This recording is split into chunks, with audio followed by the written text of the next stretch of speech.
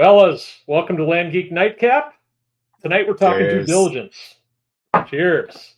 We're talking due Cheers. diligence tonight, and here it is. Like, before you buy any piece of land, you got to listen to this episode, because one misstep in your due diligence can cost you guys a lot of money, maybe some waste of your time as well. And you don't want to end up with any worthless dirt, right? So tonight we're going to go over the complete checklist to avoid every costly mistake with your due diligence. And just a reminder, just like every week, for those of you listening to the replay, don't miss out on the fun next week. We go live not next week, the following week. We go live almost every Tuesday night at 9 p.m. Eastern. So come hang out with us on, July 15th, I think, will be the next one. And interact with us live. We can have a discussion about land investing. You can get your questions answered. Yeah. And have a lot of fun. So tonight, fellas, welcome. We're joined, as always, by Mike, the Zen Master Zano. Breathe in the mailing, breathe out the marketing. What's up, Michael? I was just out back there playing the piano a little bit, and figured I'd come in. Playing the piano a little bit. I like the image of you playing the piano. Yeah, it's a good mental image. I feel like, well, if you've ever seen it's a TV show. It's kind of tongue in cheek called Lucifer. Have you ever seen it? And the guy is a piano player. I don't know if you ever seen that, but it's a pretty good cop show type. Anyway, I digress.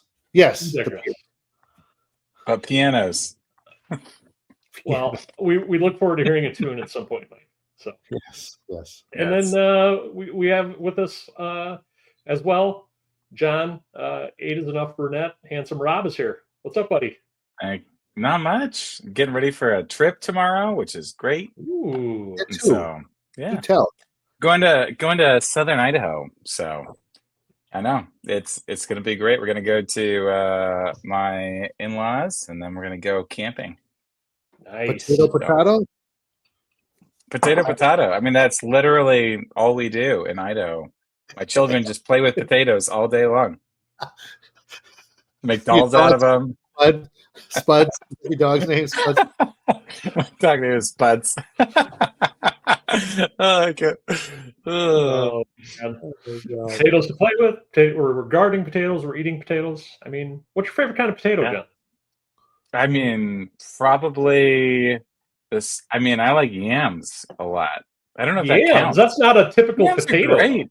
It's not, but they have a low glycemic index, and so they're very popular with me. Look at me pulling out medical terms in front of the PT. Yam, a sweet potato, are they the same thing? I'm always confused when I go to the grocery store. Am I looking at the same? They're thing? slightly different. So they, yams actually have a higher glycemic index than sweet potatoes, according to my science. I mean, you've done your due diligence on potatoes, John. Yes, I have. You're saying I did make potatoes. Your jam is the yam. What was that, Mike? His jam is the yam. Yeah, I like it. My jam is the yam. Well, cheers to you guys. Good to see you again. So tonight we're talking due diligence, and as always, we want to hear from the community. So everybody, throw out some questions out there if you have any questions about due diligence. But this is a topic that I think we don't talk about it a lot, but I think it's a topic that can overwhelm people sometimes when you get down to some of the details of this stuff. So I don't know about you guys, but I kind of think of due diligence in two different ways. I think of like almost like the legality stuff that comes with the property, and then I think of like property characteristics. Yeah. So I thought we'd kind of talk about that stuff. So first off, let's talk about some of the legality stuff that we want to look at when we're looking into properties. So, John, I'll start with you. Due diligence on a property. Let's say you have a successful mailing, and you get an accepted offer, or somebody comes back with a counter offer, and it looks like a property that you might want to purchase. So, what are a couple of things you're looking at? What are the couple of first things you're going to look at? Yeah. So I think from like the legality standpoint, so there are a few things that stand out to me. One is, does this person own the property? Right. And so if they don't own the property, I'm no lawyer, but I don't think they could sell it to me, right? And so that's the first thing, right? Do they own the property? The second piece is back taxes, right? If there are taxes attached to a property, generally those are going to go to you, right? If I buy the property, then I inherit all of those back taxes. And so that's something that I want to check and see what the back tax situation is, are the taxes paid up, all that kind of stuff. So those are two big things that I look for. And then another thing, like from a legality standpoint, I don't know if this qualifies or if we're branching into the other category, but like, can I get to this property? Right. So is it like, I don't really want anything that I'm digressing. You're stepping over, John. I'm sorry. I'm sorry. Forgive me. Time out. T. Stop. Property characteristics. Okay. You had me at, do they own the property and back taxes? You had me. Then you lost. Then I lost you. I'm sorry. We'll get to that. No, I like that. So well done, well done so far. Thank you. Well done. I gotta give you a hard time. I tried. I gotta give you a hard time. So all right, let's go to Mike. Mike, what other logistical things are you looking at when you get an accepted offer in the mail, in addition to back taxes and ownership? Well, first I want to concur with John that I think there's two stages here. You always have to concur when there's something said that's correct. And because the first level of due diligence comes during negotiations, really, right? I mean, what John's saying there is, are you the owner and is there back taxes? That's part of the, before we even agree to buy the property, that's all part of it because we don't know who we're dealing with. We don't know who we're talking to. We've had people who, my uncle owned the property and he died. I paid the taxes for the past 20 years. Well, the state, the county, they thank you, but that doesn't qualify you as a person who can sell the property. So I think it's good to understand that, in the beginning, when we have an accepted offer, we want to know who we're talking to.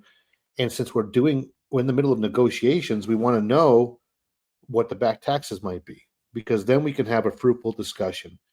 Then if we come to an agreement, knowing that they are the owner and knowing what's on the plate for taxes, now once we have that accepted agreement, prior to finalizing the deal, we can go into the secondary stage, which is what John was seeping into there.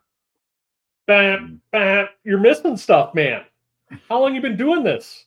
I want to give you something to talk about, Scott. I'm giving you a hard time. I was giving you a hard time. No, I love what you said. Like, it's me too. I don't know. I know. He's cranky. I'm a jerk tonight. I'm a jerk tonight. What do you have? Is it a hobby beer? What's going on there? No, this is High West rye whiskey.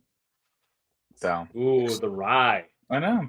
Pulling out all the stops. It's great. It's a good, solid middle shelf rye whiskey. Yes, very nice. Good. What do you got, Mike? You got red wine? I'm on a Pinot Noir kick. Summertime's here. It's a nice little sipping wine. You can sip it by the bottle. Yes. But no, those are the first two. Oh, go ahead, John. I'm sorry, Scott. Go ahead. Let me share. I have a Four Roses small batch. Ooh, the small batch. Hoity-toity. That's from your road trip, right? You bought that in person? Yeah. Actually, no. This was a birthday gift from a buddy of mine. A buddy I've known since I was 7 years old. He actually came to my surprise birthday party. So now I feel guilty that I didn't get you any bourbon for your birthday. Like now, it's just the way he laid that in there, John. Or come to my surprise birthday party. Yes. There's that too. Yeah, I mean the surprise, Scott, was that he wasn't there. So there you go. That wasn't. It actually wasn't. Gotcha. All right. Well, we digress. We do that a lot. Scott, I think that two major things you have to uncover. I stick to it. Is that are you talking to the person who owns the property? One back taxes. Those are the first two. No, you're totally right. Due diligence. Yeah, and the interesting thing is that we'll ask people, do you know if there are any back taxes? And you need to trust and verify, because a lot of them say there's no back taxes, and then you get on the county website or you call the county and ask if there's back taxes, and there could be hundreds of dollars of back taxes. So you do need to trust and verify with the county what the individual is telling you, because every once in a while you run into somebody who they forgot to pay the last couple of years. They don't know they have back taxes, right? So that definitely comes into play as well, for sure. And then I think there's just other things as far as like the just kind of the logistical legality stuff goes, right? Like, are there any other back fees that you might need to consider? Is this property in an HOA or POA? And for everybody on the call, you inherit those as well, right? Are there any other back fees if this is in like a metropolitan area? Sometimes there's sewer fees and water fees that you also inherit.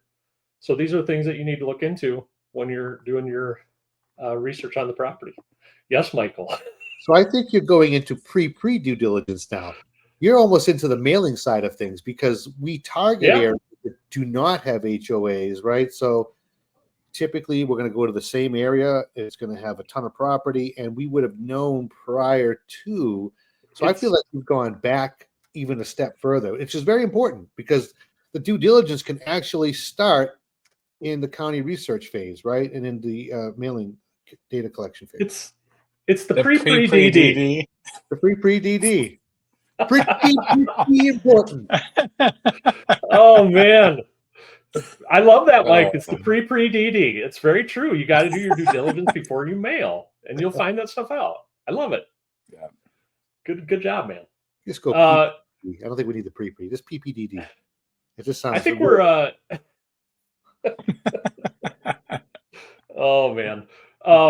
Oh, you know what? I forgot to do something. There's one or two other things I'm thinking in this category before we get more into the property characteristics. Pick me. John, I'm going to pick John.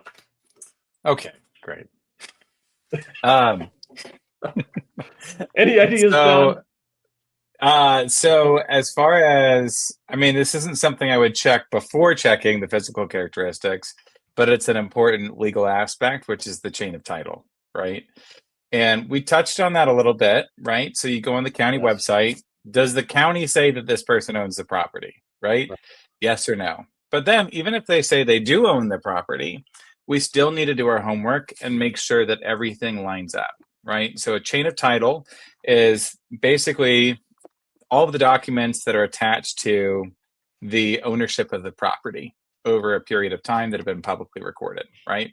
And so we're checking all of those documents and making sure that lines up, right? And so are the deeds signed? Do the names match, right? And so we're going through and making sure that there's no substantial issues there and that everything lines up. Love it, man. Chain of title search, very important, very important. And yeah, that's awesome. And you know what, John, that you were thinking exactly what I was thinking. So I just want to tell you that you complete me. Oh, you had me at hello. It's a love story. It's Mike, are you jealous right now? Just a tiny bit. I got the cards back. Geez. It's the you complete me. And I got segment. the first one. I got the first one of this season. Yeah, you really did. And we just so we know, we're talking about a love story movie there. Yes, everybody knows. The you complete me segment is back, Mike. So just so you're aware, I know you're happy about that. All right, I can only think of like one other thing, Mike. Let's see if you can complete me. Maybe. Now this was a little bit more difficult, though. Is this the actually? There's actually two other things that would probably fall in this category. Pre or pre? Post. It's just regular DD, regular DD. And it kind of goes with the back taxes things. We're talking after we've determined that yes, they are the owner, that we know the back taxes, we've got a solid agreement on a price, and now we're going dig deeper into the due diligence. Is that what you're saying? Yeah, but what else can come with? Look, he's picking the card up. You can only use the card once per. Fine, you're not going to complete me then. So no. I mean, it's just like you can't reuse that. You complete me twice in one episode. Only one person can complete you. Yeah, I know it's true. It's very true. And John, and it's John. me. Yeah.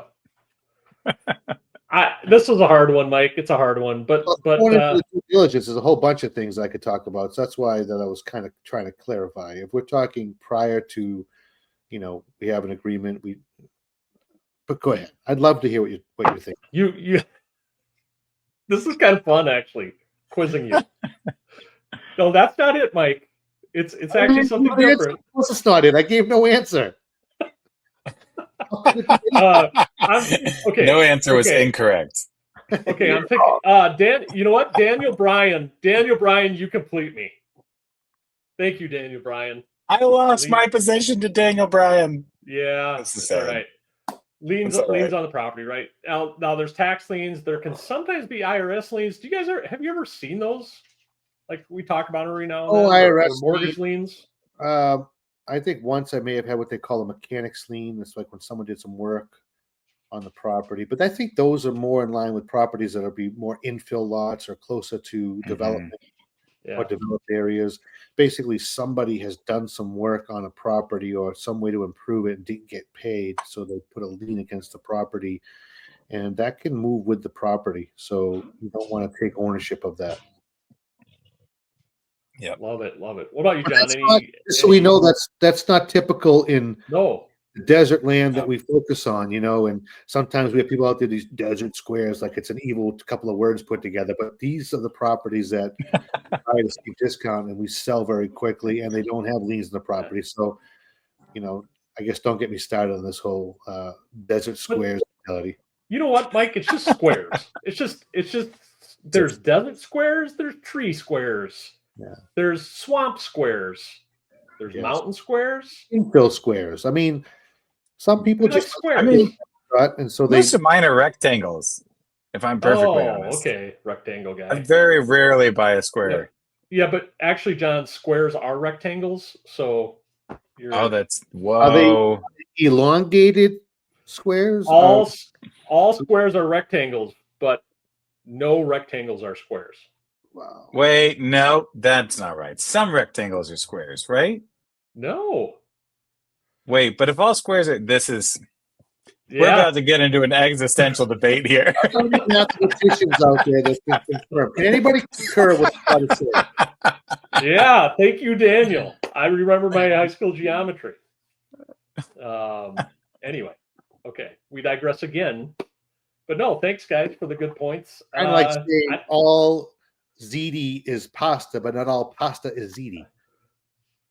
Ooh. No pasta is ziti, according to Scott. I'm just saying, John. I know my rectangles and squares. Okay. I'm probably wrong. All right. I think we covered the what do we call? Do we call that the legality character? The legal due diligence? I think that's what we call it. Yeah, I mean, does like zoning count? Like, what can you do on the property? I mean, yeah, I think that maybe bridges the gap between the legal and the property characteristics. Yeah. I don't want to get in trouble again. I still think that could fall into the pre-DD, because you're going to one area that has thousands of properties, similar size, shape, and use. The whole thing is we're canceling out all the potential things that could go wrong right out of the gate, and then we mail to these properties, and all that's left. Truly, you could say that's all that's left to uncover if you do the first part right is who owns the property, are there any liens, and any back taxes, because you would have uncovered everything prior to. So this really bleeds both ways if you think about it. You're right, Mike. But I do like the pre-DD, pre-DD. Yeah. The legal DD, and then the property characteristics. The what? The standardized DD or the standard DD. Yeah. If anybody is taking notes, please show us your outlines after the show. Yeah. The most important thing is that everything we're talking about needs to be uncovered before you buy the property. Whether you do it in this order or that order, everything we're talking about is something that should be revealed, should be understood, should be uncovered, should be discussed, should be talked about, should be in front of you before you buy the property. Now, no matter how, if it's a pre, if it's a legal, or if it's a D, it just has to be done. All of them have to be DONE, done. And we're out of here. We're done. And we're out of here. Mic drop. Somebody Mic asked me drop. that day if I ever had a mic drop, and I think that might have been a mic drop. Can I get a mic I think drop? it was a mic Oh. drop. Yeah. Yeah. There you go. That's a mic. I better make a mic drop card. I like it. Picture of me, and you drop I it. know. Mic. And you just drop it. Or a picture of me dropping mic would be more fun. Ooh, I like it. Yeah. Mic get it? drop. I thought I was going to get a Daniel laugh gets on it. that one. I really thought I was going to get a laugh from Mike on that one, but Oh, you got to giggle. okay. I'm sure. Yeah. Wow. Okay. I see how this is. Let's move on. Let's move on to the property characteristics. Or should we stop and answer some questions? Yes. What should we do? Okay, let's see if anybody's even listening. That's the first step. Let's say hi to some folks. Daniel Bryan is here and interactive as always. We appreciate you being here, Daniel. Thank you, Don Thrasher's here. He's a frequent flyer as well. Don.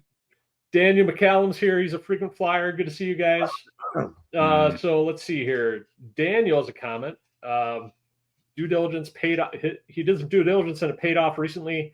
He backed out of an infill lot after finding out the developer went bankrupt and wasn't going to finish the road and utilities didn't reach the lot. So you saved yourself a big headache and a lot of money there, Daniel. So good job with that due diligence for sure. Here's a good question. Michael, how far back do we check the chain of title?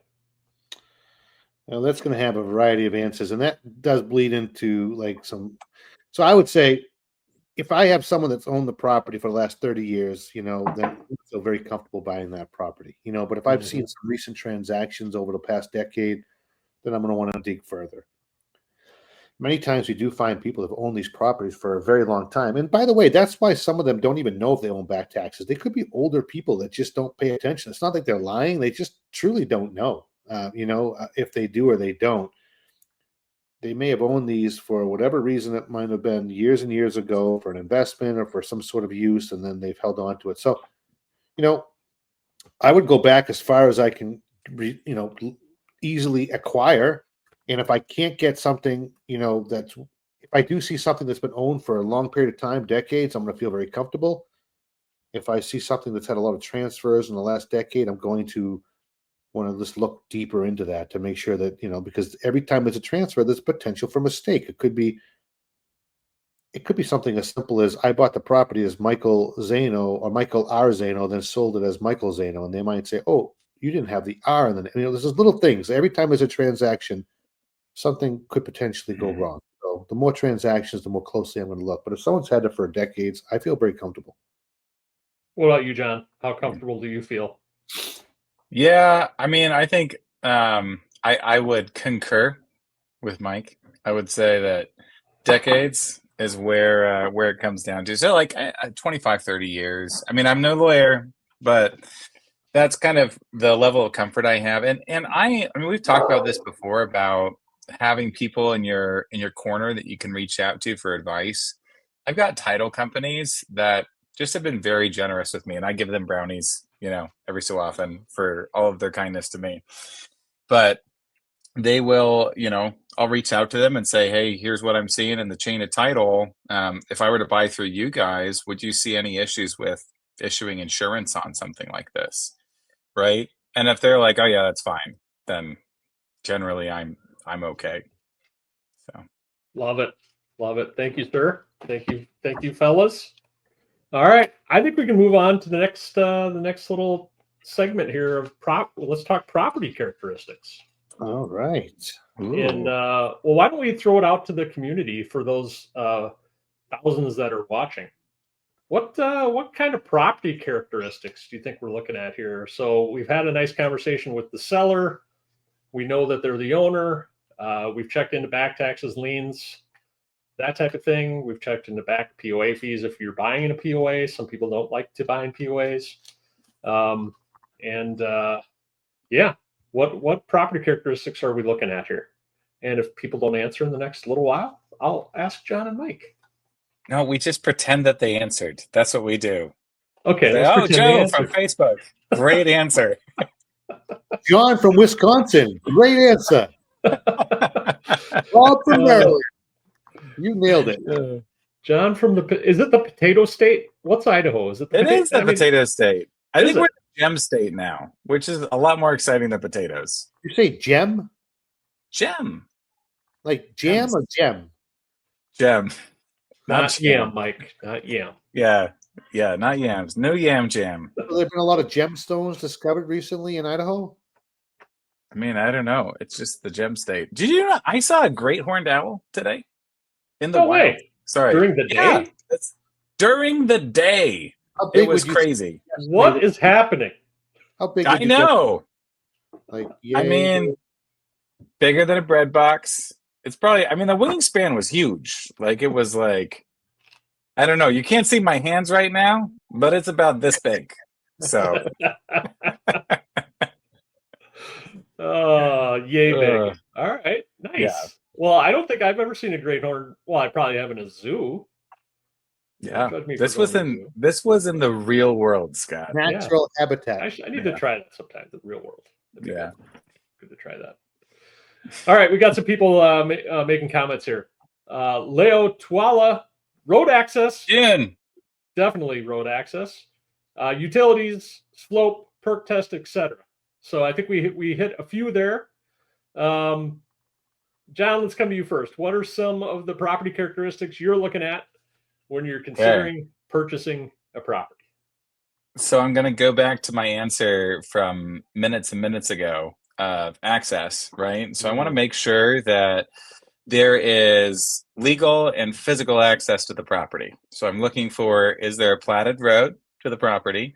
And then I want to make sure that that road has actually been developed. Like, not, you know, is there the little line on Google Maps, but when you turn that off, right, do you actually see a dirt road there to the property? So for me, that's something that's important. I want to make sure my properties have access. Other things are like Jeremy was saying, slope, right? Does it look like this, right? And so if it does, this is a little bit harder to sell than this, right? And so I want to make sure that there is ideally some usable portion of the property, right? And I'll be honest, I will still buy this, right? But I will buy this as recreational property, right? So if I see that, that's something that I want to go back to the person. Sorry, for audio only listeners, I am saying, is it a cliff or is it flat? Right. There you go. And good job. Audio only. Yeah. I forget they were audio only. I mean, I know. They're very confused. Gosh, now you got me thinking.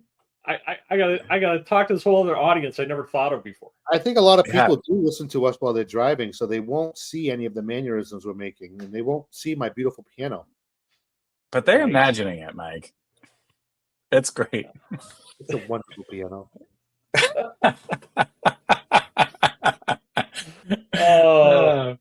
John, thank you. That's all very good stuff. So, but I have a question for you. So, yes, if the property has legal access, if let's say there's a paper road, but you can't make out on Google Maps that there's any dirt tracks to get to the property, and then it might be a little bit of an adventure to get to the property, are you still buying that thing? I mean, generally, my rule of thumb is that I would potentially buy a property like that. I just need to get it at the right price. And it's always just around price point, right? Because property all has value. I'm just thinking about how quickly can I turn it and at what price, right? Right. And so if I get a property like that, I'll buy a property with challenging access, but I have to get it at a good cost. Agreed. Mike? That brought up a whole separate point for later that we'll refer back to. But for me, it comes down to three things. AUD. Access, use, and desirability. Ooh. I think it all falls there, right? Is there access? Can you use it? And if so, is it desirable? Is it gonna sell to our customer base? Is there something about this property that's attractive that they're going to want to buy it for whatever reason? And then to do that, you have to go back to your avatars, your buckets of buyers. Like, some buyers will like that. And I'm moving my hand for the audio listeners in a slope. Some people will like to climb up and rocks in that environment, right? They're rock collectors, or they might want to sit on a little outcropping and watch the stars. So, I mean, there's less desirability, but there's still. I mean, dude, you're just on point tonight with the pre-DD and the AUD. I can only imagine what's coming next. Oh man. Stay tuned. You're killing it. Scott, I'm starting to make lists of things where I'm like, Scott would say this, and then I write it down. Oh, It usually rhymes. Today's was I was talking to Lance Castleman. Lance, shout out to Lance. We were talking about building a list and how the first time is the worst time. And I wrote that one down. That's great. The first time's the worst time. The first time is the worst time. It's only uphill from there. So, but we digress. Awesome. Yeah, we always digress on this show. It's all good. It's all about the digression. That's what makes it fun. We somehow end up at the destination, right? We're kind of, if the starting destination's here, we're just kind of a little bit here and there and everywhere, and we get here at some point. It's like snakes and ladders. Yeah. Yes. Or like taking your dog for a walk. You never can just walk from here to there. They have to stop and sniff the flowers and walk over here, over there. Yeah. It's just, but you know what? If you just enjoy it, it's actually a more fun, better walk. I have a friend who goes on walks. More better walk. It's a more better walk. I have a friend who goes on walks with his kids here in town, and he calls it a land snorkel, where they'll just like go around and they'll just like stop and like look at stuff, right? And like, because you do that, like when you go snorkeling, right? You're going really slow. You're just taking in everything, and then and it's enjoyable. I love it. I'm gonna go land snorkeling tomorrow. I love that. I know. That's awesome. I like it. Very cool. There we go. You have cool friends, John. I do have cool friends. Thank you. I mean, you guys count, I guess.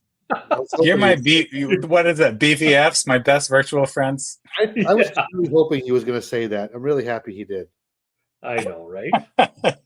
Exciting stuff. But what's also very exciting is we're all going to be seeing each other very soon. Not very far away. First weekend in November, we're going to Austin, Texas. We are. Mm-hmm. We're not the only ones going. No, there's at least 3 other people.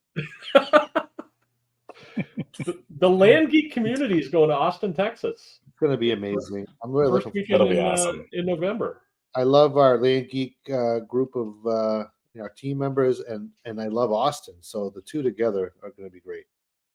Yeah, it'll be great. Yeah, it's going to be good stuff. And for those that are interested, I'll see if I can find a website here in a minute. Or I'm sure it's probably landgeek.com/DirtRichSummit or something like that. Or if you Google Dirt Rich Summit, John's doing it right now. That was my little way of just prompting him to do it, because I just knew he would. The John prompt. I don't know if there's anything else. Is there?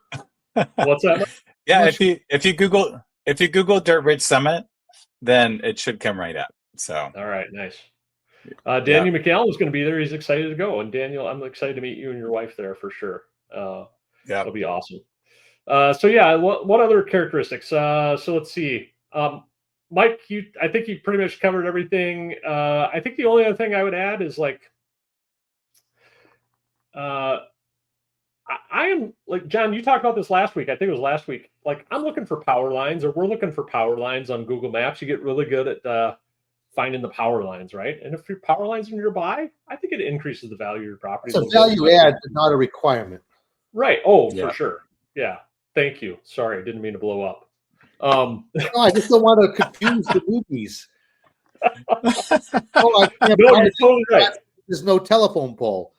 No, we sell 95% of the land we sell doesn't have power lines. Yeah. Right. People have a hard time wrapping their head around that. I had a hard time wrapping my head around that initially. But nowadays, I mean, there's all sorts of ways to enjoy life out there without power lines. Yeah. Right? Oh, Daniel Bryan's got a good one. FEMA flood zones. So yeah, flood zones I think are good to look at. Yeah. Yep.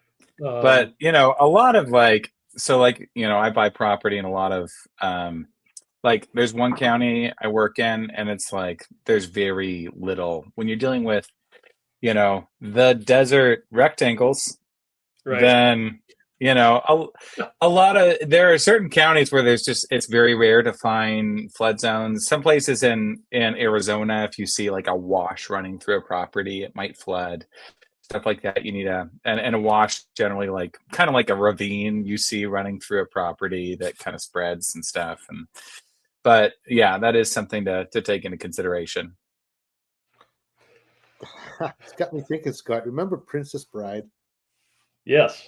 So we're talking about the ROUS, or rectangles of unusual size. Rectangles of unusual size. That's when you get like an 80-acre. What was that? What do they call those? Remember what was it? The ROUSSs, or is it? Yeah, The rats of unusual size. Was that what it rodents. was? Rodents. Rodents. That's what it is. Yeah, Classic movie, huh? that was a good movie. I am Ego Montero, or whatever it is. Right? Yes. Yeah. What's he said? To get myself there, prepared to die. John, I'm looking for this 6-finger man. John, you could do that in the Halloween. You just have to shave a portion off, and you could pull that Yeah, off. I could. I don't know. I need like bigger hair. He's got like I don't know. All right, Don. Don, that's a great comment. Don had an inquiry today if the parcel had a tree big enough for shade. LOL. Yeah, we get haters. We get land snobs all the time, right? We'll market a property. Yeah. It's a desert rectangle, which is not a square. I would tell him with every purchase comes a free tree, and then just send one his way. Yeah, yeah. There you go. I like it. Plant a tree. Send him a packet of seeds. Buy a property, plant a tree. You got this. I mean, we sell those properties, right? Like, people love land, and a lot of people love land that doesn't have trees even. It's no different than sending out offer letters and getting people to respond to you. They're upset. Why would I ever sell my property for this price? And then all of a sudden someone calls up and it's like, how do I get my money? Yep. No different than someone saying, hey, there's no tree, there's no this. And then the next someone calls up, I love it. It's exactly what I want, right? So it's not for everybody, but it's certainly for somebody. Yeah, exactly. Yeah. Awesome. I think the only other thing I can think of property characteristics wise is, I think it's good to know when you're working in an area for a really long time, where are the nearest amenities, or where are the nearest like state parks or reservoirs, McDonald's, Walmart, right? 45 minutes to the nearest Walmart. That's an important thing for people to know. 45 minutes to the nearest hospital, right? What are you going to say, Mike? Chick-fil-A. Oh, my nearest. I want to know what my nearest Pinot Noir is. Like, where can I get that bottle of wine? Right. You're supposed to bring those with you, Mike. True. And yeah, so I think we pretty much covered like property characteristics. The most important being road access or access, usability, as Mike said. Mm-hmm. So I think we covered that well. So go through that stuff, and you're going to be confident buying these properties. And I think if things meet these qualifications, there's not much we're not going to buy at a deep discount, right? Yeah, I mean, I always think about it like I typically look for 3 things in a property, right? So I look for, I mean, it's not as fancy as AUD, but I look for access, right? I look for buildability, right? And then I look for, what is the third thing? Recreation, right? ABR. I don't know. There you go. You can rearrange those. I'm working on it. C somehow, like create, like, so it could be the ABCs. If you just take the recreation and create a C word. Oh yeah, I like it. Like camping, the ABCs, access, buildability, and camping. Look at that. You can camp on a property. You got a good property.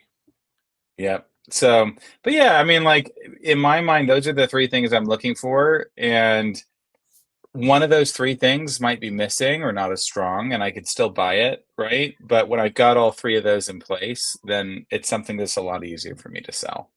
Right. So, good point. Very good point. they don't have them, what can be the balancer is the price. Right. You know, the less it has of those qualities, you'll still buy it, but if the price comes down, which was something I was thinking of earlier. We should talk about this a lot when we were talking about, hey, there's a wash on it, or there's a Mhm. slope. Use it in the negotiation to get a crushing deal, and then use it in the Mm. marketing to amplify it as an attribute. Oh, you can see the whole countryside from atop your cliff, you know, or you have a seasonal pond to watch. There you go. River. Little pond to watch.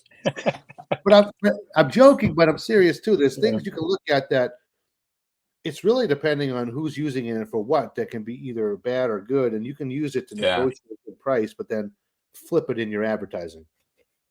I had a property once and I bought it, man, I think it was like I ended up buying it for like 6 or $700 because the whole thing was like a giant, like it was, you look at some of the GIS images and it was just literally underwater.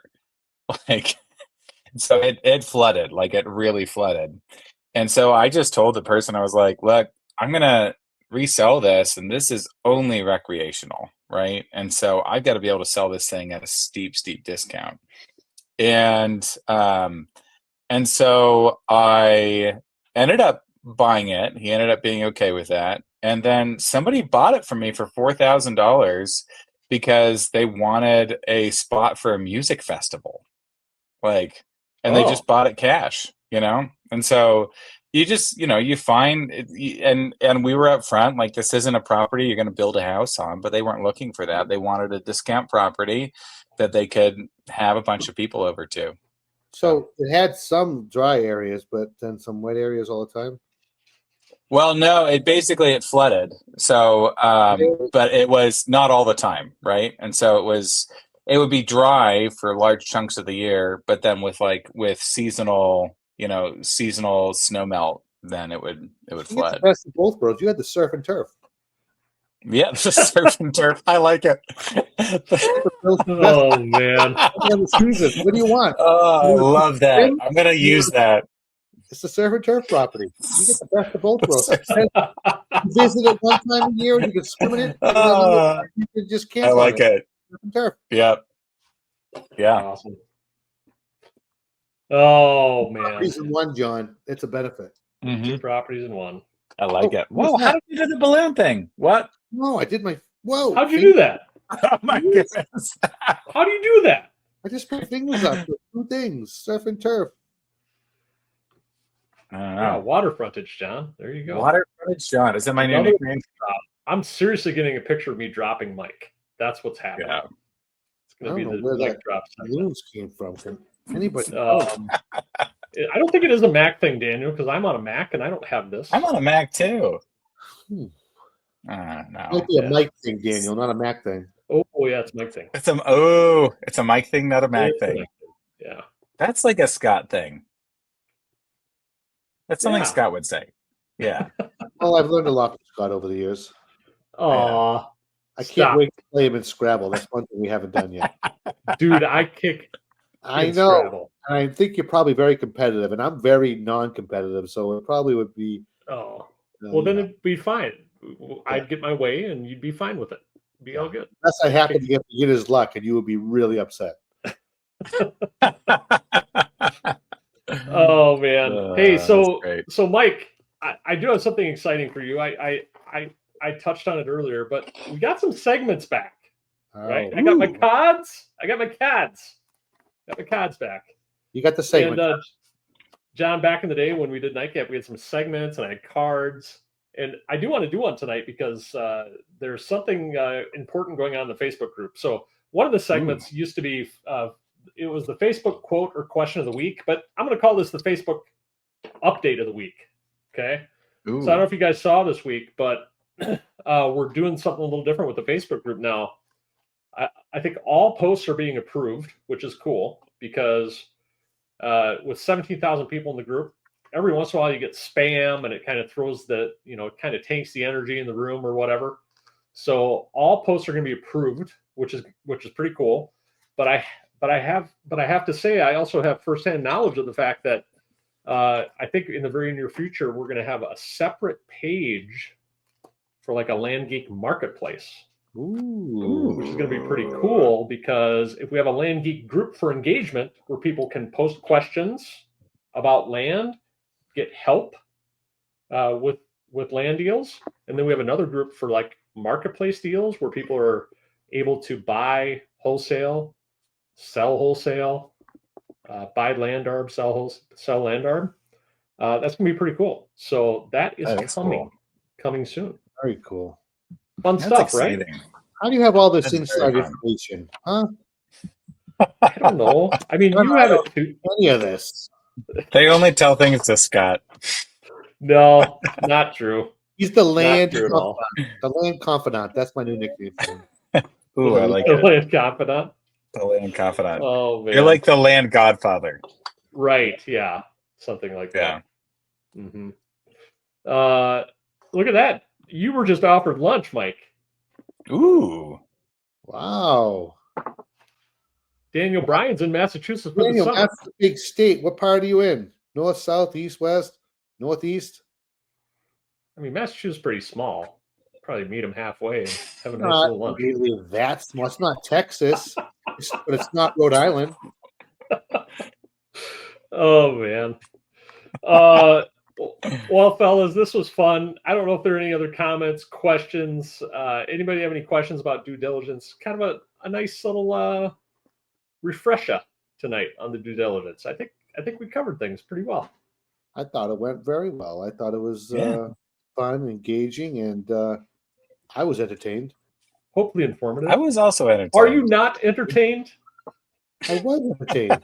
What does he mean by that, John? I was That's entertained. like it's a famous movie quote from what movie? Oh, you're the movie quote. guy. Gladiator. Are you What's not that? entertained? Gladiator, yeah. What year? Oh, what year? 2000? 2000, John. Good job, He man. wasn't Look, that I was fucking- he 10. was 6 or That's 8. He was like What? 2000, and he wasn't even finished. And then you were like, "You got it." He was saying, like 2008. I know he was. It was 2000. Yeah. Uh, Did That was you really happen to see 25 years ago, for real. what, Mike? What's that? It's 25 years ago. Yeah, it's That 2000. Yeah. Did Yeah. you watch the new one? Is it worth watching? It's worth watching. Really? Yeah, it's not. I mean, it's a little far fetched in some point at some points, but it's worth watching. It was entertaining. I enjoyed it. Nice. So he's near Boston. He's near Boston, Mike. Boston. All right. Boston. Well, So, Daniel, hit me up. like Do you guys want some land jokes really quick here? Oh yeah, let's do a joke of the night. I got to make another. Oh, Yeah. and you know what, cat. John? He forgot to do the thing at the beginning, and he's hopefully going to do the thing at the end to let people know we're live. Remember that thing? I didn't forget. He did that at the beginning? Yeah, He did? you just weren't paying attention. Yeah. I don't think I heard it. Really? Oh man, You were busy looking at your piano. It is a nice piano. busy playing the keys over there. Busy like playing the. Busy tickling the ivory. Yeah. Yeah. Let's hear Anyway. some jokes, John. Let's hear Okay. a joke, John. Oh, All right, Daniel so- Bryan. Wait. Maybe we should call this the dirty joke segment. Oh, I like that Oh, my actually. goodness. that's the first joke of the night. It is the I mean, first that joke of qualifies. We can just be done now. That's great. the night. Right? So I asked ChatGPT to come up with some land investing jokes. Okay. And so here's the joke. How many land geekers does it take to change a light bulb? Oh, it's so bad. It says yeah. none. They just send out 300 blind offers at 25 cents on the dollar and wait for the light bulb owner to accept. What the? I like that. I was going to go with Myra PA. Oh, I like the joke. That's a good one. That's a There good you one. go. Thanks for the dirty joke. John. You're welcome. The dirty joke segment. I like that though. Dirty joke segment. I don't know. I don't know if Mike. I think you should have I it don't as know if a Mark would like that, but -E. yeah, I like it. Mark, we miss Mark. Like, is he ever coming back? I don't know. Well, I don't know. Did he ever actually exist? always Mark AI. Yeah, there's Mark AI. But we love you, Mark, if you're watching, and we miss you. And wherever you're traveling today, be safe. Which is overseas somewhere, Italy, I think. Only you know. Awesome. You're the inside scoop guy. What? You I know no more. I know no more than you, my of friend. Facebook changes, you know Mark's whereabouts. I don't know anything, John. I talked to him. I talked to Mark a couple days ago, and he showed me where he was, and it was like this crazy mountain, like right outside of his hotel. It was crazy. So I showed him the parking lot that I was standing in. It was great. Is it like the Italian Alps or something? I don't know. It was wherever it was 10 hours ahead of Idaho. So far away. Yeah. Dropping all these hints. Let's let people figure it out. I love it. Yeah. Somewhere on that meridian line. Oh, I love it. All right, guys. Well, hey, next week we have the week off. We're taking a holiday. And we'll be back on July 15th. And I think on July 15th, we are featuring the Zamplo guys. I think the Zamplo guys are coming on. So we're going to chat with them about about the service they provide for providing owner data, property data. So that'd be cool. Right. So tune in July 15th. And I will mention now, even to cover all bases, that we are live, and we would appreciate you guys showing up on July 15th at 9 p.m. Eastern. Yeah. So we can engage with you and answer all of your questions. Put it on your calendar. Put it on your calendar. Come and ask us some questions. Ask Mike Zano a really hard question on July 15th. Yep. See what he come up with. And Mike, I'm really looking forward to your recital.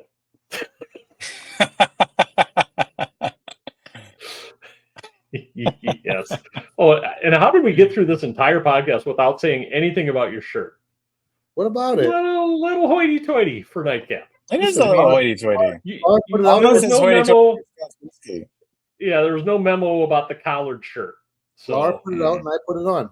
Oh, of course she did. Yeah. Laura, where are my clothes? It's usually how I go. Laura, no socks. Wear the socks. Oh, man alive. My daughter's like, guys, Laura. I'm like, which one? The other day I was holding my 2-year-old at church, and I had this button-down shirt. I call it my in case of drowning shirt. Like, it's like snap-on buttons. You know, you can just grab it and like rip it open. Nice. And anyways, I was in the middle of church, and my 2-year-old just grabs it and then just pulls it, and I'm just standing there completely with a completely exposed torso. It was and then I kind of hunched over and buttoned as quickly as I possibly could. It was great. So there's Precious Moments with John, our new segment. Precious Moments, yes. John, you got to wear an undershirt to church. That's just protocol. I know. That is protocol. Oh man! And Mike, you need to wear an undershirt next week with your collared shirt. It's this little. I don't like undershirts. All right, guys. Thank you for the fun call, and we will chat with you all in a couple weeks. Happy 4th of July, and you know what? Happy Canada Day. Cheers. Yeah. To all of our Canada investors. Yep. Let freedom ring. Which we have people doing this from Canada. Other parts people of the world. in Canada buy and sell U.S. land, and people in Australia and people in Germany and people in England buy and sell U.S. land. So you can do this from wherever, which is pretty cool. That's the whole idea. It's the whole idea. Wait, did you just say idea like I say it? Idea. Because you used to say it like idea. I don't know. You're rubbing off on me there. I am rubbing off on you, man. All right. All right. Thanks, everybody. Have a good night. We'll talk soon. Bye-bye.